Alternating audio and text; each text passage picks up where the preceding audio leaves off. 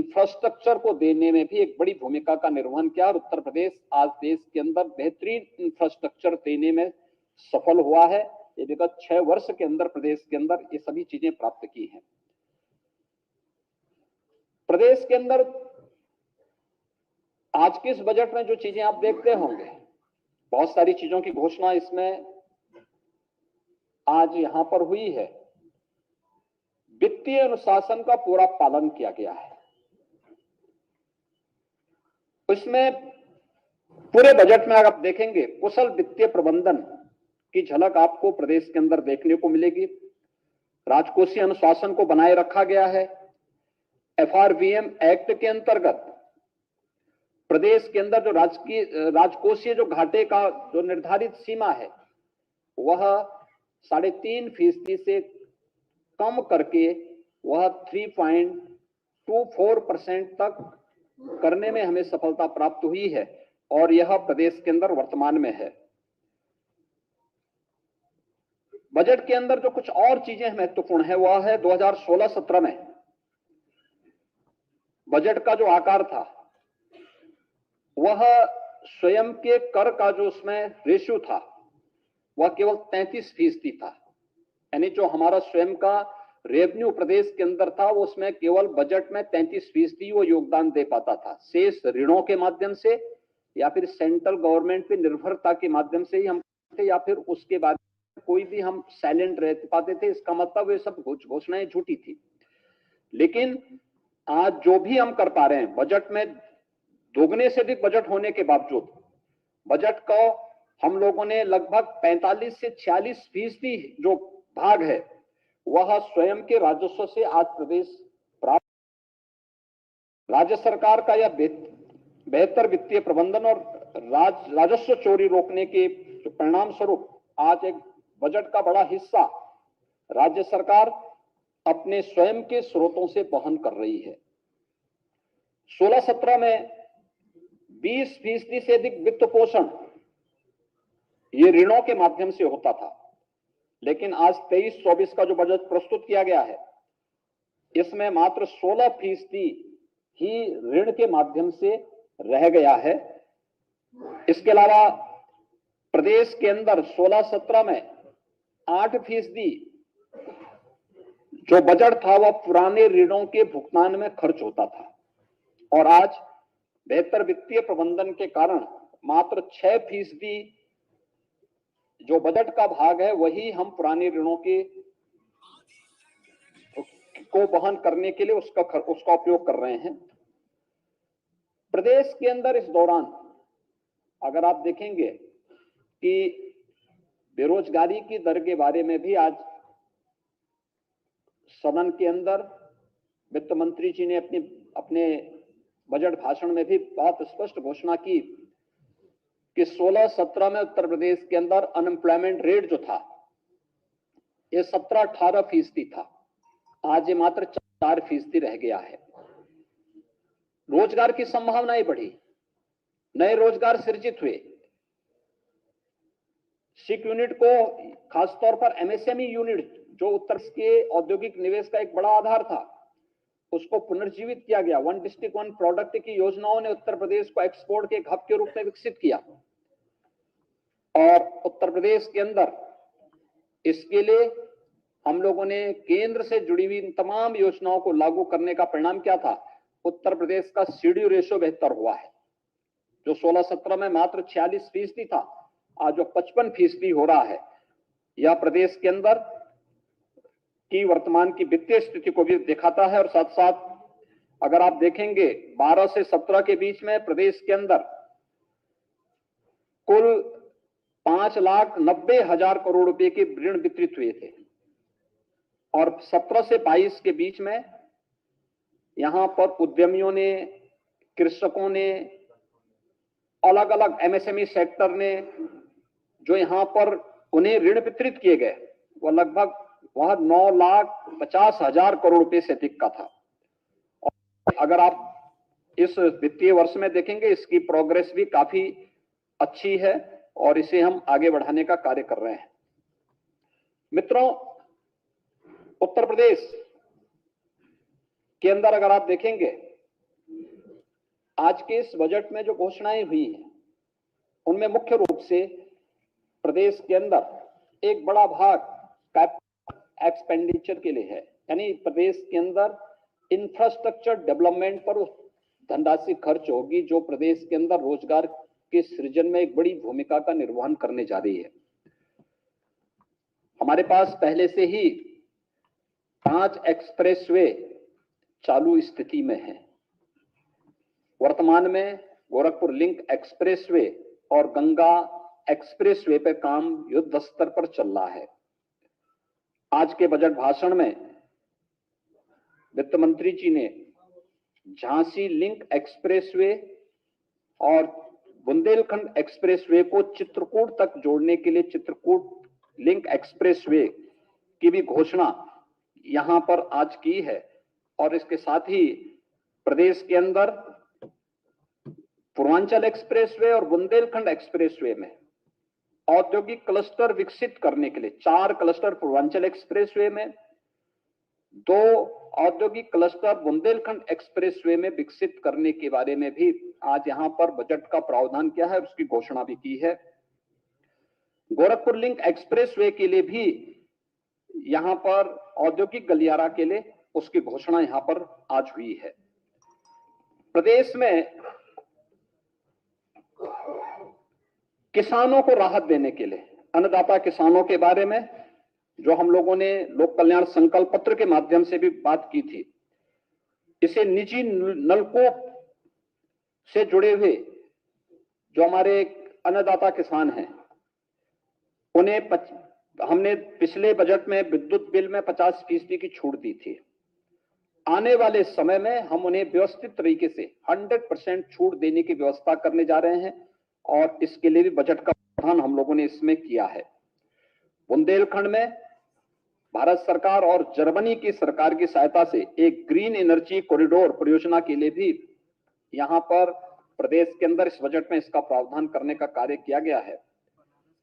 प्रदेश के अंदर अयोध्या को एक मॉडल सोलर सिटी के रूप में विकसित करने और फिर अयोध्या की तर्ज पर प्रदेश के सभी नगर निकायों को, खासतौर पर जो हमारे 17 नगर निगम हैं, इस नगर निगम को भी उन्हीं तर्ज पर आगे बढ़ाने के लिए जिससे हम लोग प्रदेश में नेट जीरो की तरफ जा सके। हमारे शहर, आपने देखा होगा पिछली बार हम लोगों ने जब 2017 में आए थे तो कार्बन उत्सर्जन को न्यूनतम करने के लिए जितनी भी स्ट्रीट लाइट थी उन्हें एलईडी स्ट्रीट लाइट में हम लोगों ने ईएसएसएल के साथ मिलकर के बदला था। आज आप देखते होंगे कि इसका काफी बड़ा प्रभाव पड़ा था प्रदेश के अंदर। एक सभी सिटी आज जितने हमारे नगर निकाय हैं उनमें स्ट्रीट लाइट दर्शनीय भी है और साथ साथ वहां पर बिजली भी कम खर्च होती है और जितनी भी सोलर लाइट बदली गई, जितनी भी वहां पर स्ट्रीट लाइट बदली गई थी, उस स्ट्रीट लाइट पे शासन को एक भी पैसा खर्च नहीं करना पड़ा था। वो सारा पैसा भारत सरकार की संस्था ईएसएल ने मिलकर के उस पैसे को वहां पर जितनी भी वहां पे हेलोजन लाइट थी, अन्य स्ट्रीट लाइट थी, उसे बदल करके एलईडी स्ट्रीट लाइट के रूप में उसे बदला था। बदले में उसने एक एमओयू किया था कि अगले 7 वर्ष तक हम इसकी रख रखाव करेंगे और जो विद्युत की बचत होगी उसी में से वह अपना पैसा भी लेंगे। ये एक मॉडल यहाँ पे लागू किया गया था, आज जो प्रदेश के अंदर जारी है। सोलर सिटी हमें रिन्यूएबल एनर्जी को प्रोत्साहित करने के साथ साथ जो आज दुनिया के अंदर नेट जीरो की बात की जा रही है, इस दिशा में आगे बढ़ाने की एक शुरुआत अयोध्या से सोलर सिटी के रूप में आगे बढ़ाने की कार्रवाई को हम लोग आगे बढ़ाने जा रहे हैं। एयर कनेक्टिविटी को अगर आप देखेंगे तो उत्तर प्रदेश में 2017 के पहले मात्र 2 एयरपोर्ट क्रियाशील थे, 2 आंशिक थे और 2 वाराणसी और गोरखपुर, वाराणसी और लखनऊ ये यहां पर पूरी तरह यहां पर क्रियाशील थे। आज हम 9 एयरपोर्ट को पूरी तरह क्रियाशील कर चुके हैं। प्रदेश में वर्तमान में 2 इंटरनेशनल एयरपोर्ट का निर्माण हो रहा है। 3 एयरपोर्ट वर्तमान में, इंटरनेशनल एयरपोर्ट वर्तमान में क्रियाशील हैं। 9 अन्य एयरपोर्ट यहां पे प्रदेश के अंदर कार्य चल रहा है। कुल मिलाकर के अगले 1-1.5 वर्ष के अंदर उत्तर प्रदेश के अंदर 21 एयरपोर्ट होंगे जो पूरी तरह क्रियाशील होंगे, और इस पर राज्य सरकार ने बेहतर कार्य किया है और उसको हम भारत सरकार के साथ मिलकर के आगे बढ़ाने का कार्य भी कर रहे हैं। प्रदेश के अंदर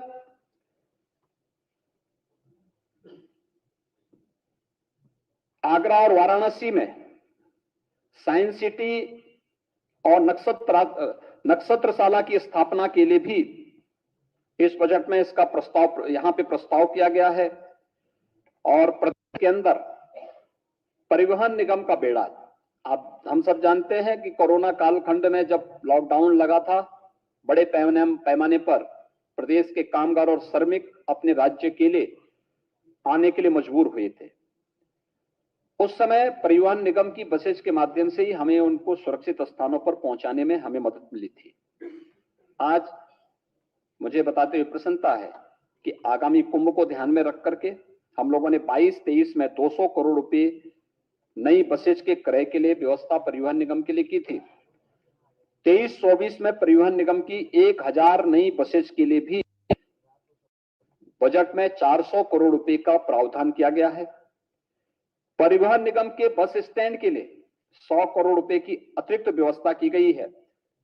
और प्रदेश ने जो अपनी EV policy, electric vehicle policy प्रदेश के अंदर लागू की है, उसके लिए भी 100 करोड़ रुपए का प्रावधान हम लोगों ने बजट में किया है। प्रदेश के अंदर अन्य इंफ्रास्ट्रक्चर के लिए, सड़कों के निर्माण के लिए, इंटर स्टेट कनेक्टिविटी के लिए, डिस्ट्रिक्ट मुख्यालयों को ब्रिजेज के निर्माण के लिए, सड़क और सेतुओं के निर्माण के लिए 21,000 करोड़ रुपए से अधिक प्रावधान किया गया है। उनके अनुरक्षण के लिए 6,000 करोड़ रुपए का प्रावधान किया गया है। ये प्रदेश के अंदर अन्य ग्रामीण क्षेत्र के सड़कों के निर्माण के लिए भी 1525 करोड़, रेलवे ऊपरगामी सेतु के लिए 1700 करोड़ और अन्य सेतुओं के निर्माण के लिए भी 1850 करोड़ रुपए का प्रावधान इस बजट में किया गया है। राज्य मार्गों के चौड़ीकरण के लिए 2588 करोड़, प्रमुख जिला मार्गों के चौड़ीकरण सुदृढ़ीकरण के लिए 2538 करोड़, प्रमुख धर्मस्थलों पर जाने वाले सड़कों के मार्गों के निर्माण के लिए 1000 करोड़ रुपए, राज्य सड़क निधि से अनुरक्षण के लिए 3000 करोड़ रुपए, औद्योगिक और जो लॉजिस्टिक पार्क हैं उनको 4 लेन की कनेक्टिविटी के लिए भी धनराशि की व्यवस्था की गई है। और इसमें एक नया मत उसमें जोड़ा गया है कि गन्ना विभाग से जुड़ी हुई जितनी भी सड़कें थी, अब पीडब्ल्यूडी उनका निरीक्षण करेगा और इसके लिए 250 करोड़ रुपए की अतिरिक्त व्यवस्था भी बजट में आज की गई है। प्रदेश के अंदर औद्योगिक विकास को बढ़ावा देने के लिए एक नई नीति आज घोषित की गई है, वह है मुख्यमंत्री औद्योगिक क्षेत्र विस्तारीकरण और नए औद्योगिक क्षेत्र प्रोत्साहन योजना। इसमें प्रदेश के अंदर इस वित्तीय वर्ष में 5000 करोड़ रुपए की व्यवस्था की गई है, जिसमें नए औद्योगिक क्षेत्र स्थापित करने के लिए यह कार्रवाई प्रदेश के अंदर यहां पे प्रारंभ होगा। इसके अलावा झांसी बुंदेलखंड औद्योगिक विकास प्राधिकरण की भी व्यवस्था आज इस बजट में की गई है, जिसके लिए इस बजट में 5000 करोड़ रुपए की व्यवस्था हम लोगों ने इसमें की है। PM Gatishakti national master plan multi modal connectivity infrastructure के लिए भी 1200 करोड़ रुपए का व्यवस्था की गई है। अटल इंडस्ट्रियल इंफ्रास्ट्रक्चर मिशन के लिए 300 करोड़ रुपए की व्यवस्था की गई है। और प्रदेश के अंदर जो सिक यूनिट हमारी हैं, खासतौर पर कताई मिल्स हैं, स्टेट यार्न यूनिट हैं, स्टेट स्पिनिंग जो मिल्स हैं, राज्य वस्त्र निगम से जुड़ी हुई जो मिल्स हैं, जो एक प्रकार से बंदी के कगार पर हैं, उन सभी को हम नए औद्योगिक क्लस्टर वहां पे विकसित कर सकें, नए औद्योगिक इकाइयों को विकसित कर सकें। इसके लिए एक पॉलिसी उत्तर प्रदेश सरकार लेकर के आई है और इसमें हम वहां पर जो कर्मचारी पहले से वहां पे कार्यरत हैं, उनके देय भुगतान के बारे में भी व्यवस्था हम लोगों ने की है।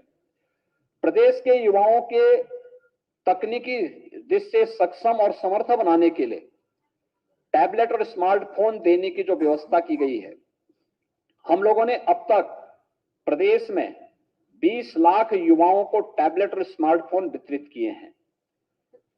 पिछले बजट में हम लोगों ने प्रदेश के अपने युवाओं के लिए जो व्यवस्था की थी, 1700 करोड़ रुपए की व्यवस्था की थी, जिसके तहत 20 लाख युवाओं को हम इसके साथ जोड़ चुके हैं।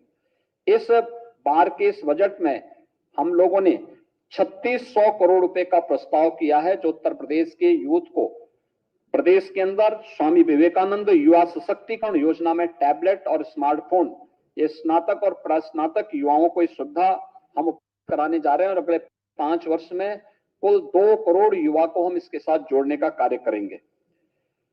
प्रदेश में औद्योगिक पार्कों के विकास के लिए मैं निजी क्षेत्र यानी निजी क्षेत्र भी इस क्षेत्र में निवेश, उसमें उन्हें प्रोत्साहित करने के लिए भी 500 करोड़ रुपए का एक व्यवस्था की गई है।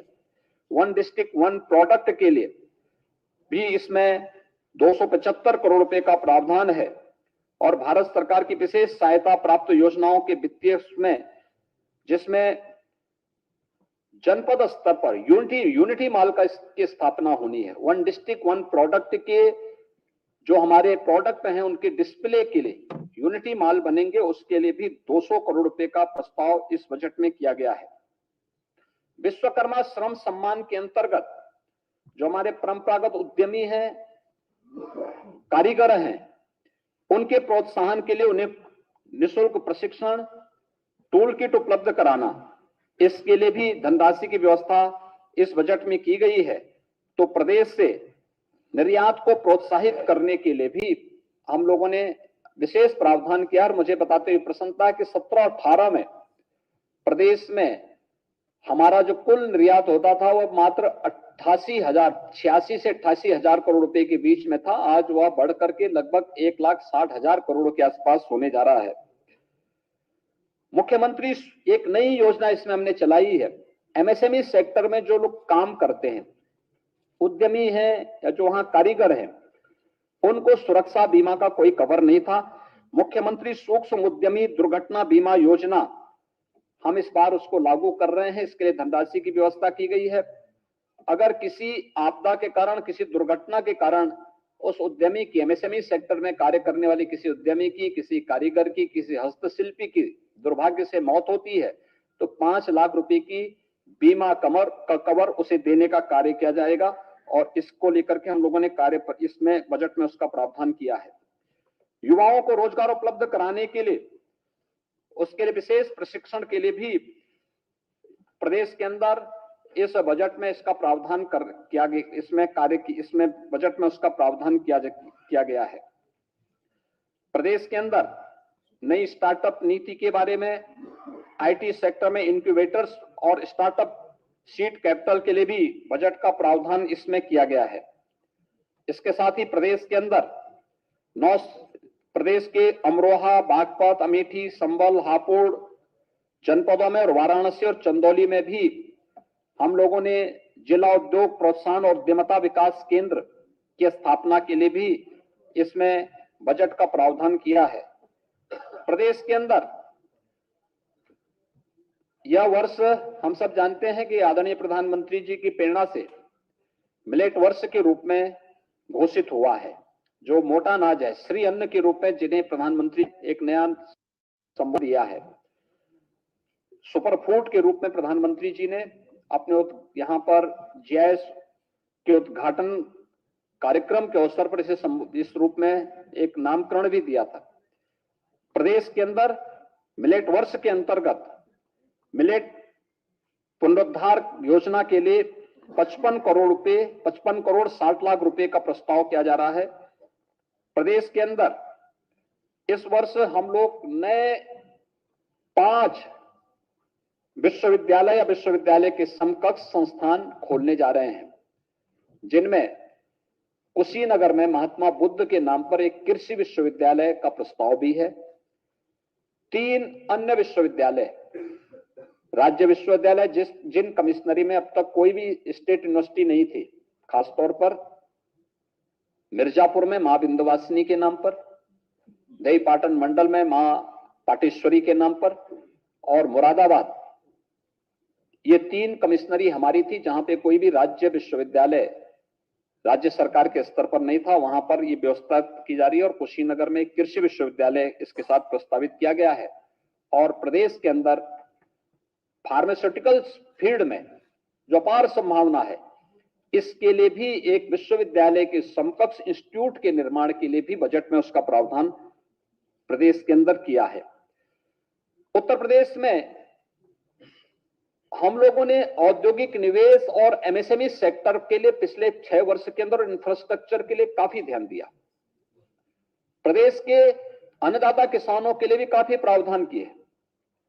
अगर आप देखेंगे 2017 से ही प्रदेश के अंदर हम लोगों ने प्रोक्योरमेंट पॉलिसी ला करके मीडिएटर की व्यवस्था समाप्त करके किसानों से सीधे क्रय करना प्रारंभ किया। धान का, गेहूं का, दलहन का, तिलहन का, मकई का, ये सभी चीजें हम किए और बीबीटी के माध्यम से किसानों के खाते में पैसे दिए। प्रदेश के अंदर 1,97,000 करोड़ रुपए से अधिक की राशि अब तक हम गन्ना किसानों के गन्ना मूल्य का पिछले 6 वर्ष के अंदर भुगतान भी कर चुके हैं। चीनी मिलें जो बंद हो रही थी वो फिर से चलनी प्रारंभ हुई हैं और कोरोना कालखंड में भी हम लोगों ने इसको चलाया है। परिणाम है उत्तर प्रदेश में कृषि विकास दर पिछले 6 वर्ष में 3% से अधिक बढ़ी है, लेकिन इसे डबल डिजिट में ले जाना है। उत्तर प्रदेश की इस पोटेंशियल को हम और तेजी से आगे बढ़ा सकें।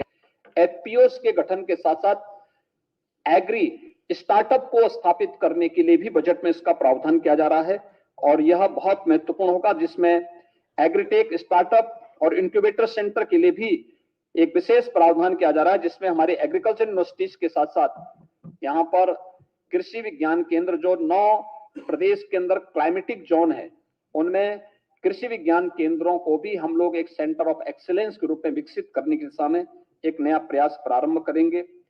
टिश्यू कल्चर प्रयोगशाला की स्थापना के लिए भी बजट में 10 करोड़ रुपए का प्रावधान है।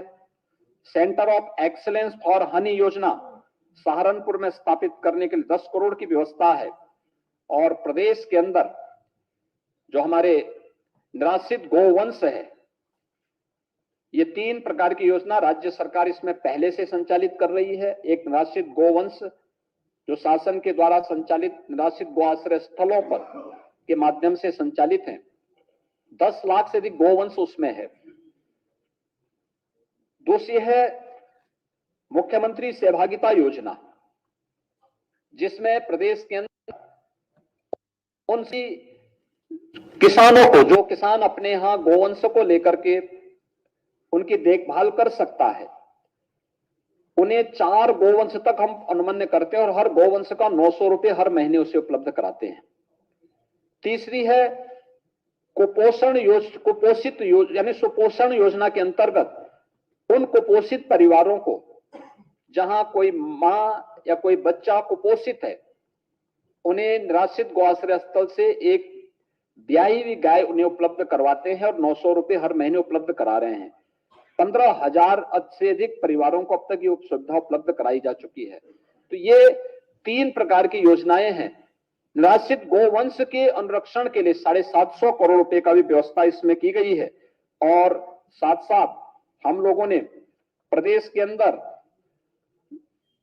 ये जो निराश्रित गोवंश है उनके लिए नए गौ आश्रय स्थल बनाने के लिए भी 120 करोड़ रुपए की अतिरिक्त व्यवस्था इस बजट में ये व्यवस्था भी की गई है। डेयरी सेक्टर में प्रदेश के अंदर अपार संभावना है। उत्तर प्रदेश देश के अंदर सर्वाधिक दुग्ध उत्पादन करने वाला राज्य है। इन संभावनाओं को आगे बढ़ाने के लिए प्रदेश के अंदर दुग्धशाला और दुग्ध उत्पाद प्रोत्साहन नीति के लिए 25 करोड़ रुपए का एक व्यवस्था की गई है। नंद बाबा दुग्ध मिशन योजना के अंतर्गत 61 करोड़ रुपए की व्यवस्था की गई है। मुख्यमंत्री मत्स्य संपदा योजना के लिए 10 करोड़ और निषाद राज बोर्ड सब्सिडी योजना के लिए 5 करोड़ रुपए की बजट का भी व्यवस्था इसमें प्रदेश के अंदर की गई है। कृषकों को कम ब्याज पर फसली ऋण उपलब्ध कराने के लिए 500 करोड़ रुपए की व्यवस्था की गई है और प्रदेश के अंदर कृषक दुर्घटना बीमा के दायरे को बढ़ाते हुए उसमें अब तक केवल किसान जिसके नाम पे खेती होती थी वह केवल किसान ही उसके दायरे में आता था। अब किसान के साथ साथ किसान के परिवार के सदस्य, इसके साथ साथ वो खेतीहर मजदूर जो अब तक खेतीबाड़ी तो करता था, लेकिन अगर किसी आपदा का शिकार होता था वह उसके दायरे में नहीं आता था। राज्य सरकार ने उसका विस्तार किया है और 750 करोड़ रुपए की व्यवस्था मुख्यमंत्री कृषक दुर्घटना बीमा योजना के अंतर्गत किसानों को किसी भी प्रकार की आपदा में एक सुरक्षा बीमा का कवर उन्हें देने का कार्य किया है। मित्रों, ईज ऑफ लिविंग के आदरणीय प्रधानमंत्री जी के विजन को आगे बढ़ाते हुए ग्रामीण और शहरी क्षेत्र में प्रधानमंत्री आवास योजना के अंतर्गत अब तक 52 लाख से अधिक गरीबों को एक एक आवास उपलब्ध देने की कार्रवाई संपन्न हुई है और इस बजट में 7,508 करोड़ रुपए जो विगत वर्ष के बजट में व्यवस्था थी उसके सापेक्ष इस बार 10,202 करोड़ रुपए से अधिक का प्रस्ताव इसमें किया जा रहा है। प्रदेश के अंदर जो छोटी छोटी जातियां थी जिनकी कोई वाइस नहीं थी, मुसहर, बनटागिया, कोल, थारू, चेरो, सहरिया, इन सभी उन जातियों को जो कोई पहुंच नहीं थी उनको भी इन सुविधाओं के साथ जोड़ने, कुष्ठ रोगियों को, इन सभी को इसके साथ मुख्यमंत्री आवास योजना के साथ जोड़ने के लिए भी 1203 करोड़ रुपए की व्यवस्था की गई है, जिससे इन्हें भी काफी बड़ी संख्या में इन्हें अच्छा किया गया। जो बच्चे हैं उनको हम लोग इसको करेंगे। उत्तर प्रदेश विधानमंडल के सभी सदस्यों को जो मिलने वाली राशि 3 करोड़ की राशि मिलती थी उसको बढ़ोतरी करके 5 करोड़ का प्रस्ताव भी इसमें किया गया है। यह सभी माननीय विधानसभा और विधान परिषद के सदस्यों को ही प्राप्त होगा। मुख्यमंत्री पंचायत प्रोत्साहन योजना के अंतर्गत 2,478 उत्कृष्ट ग्राम पंचायतों के प्रोत्साहन के लिए भी 85 करोड़ रुपए का प्रस्ताव इस बजट में किया गया है।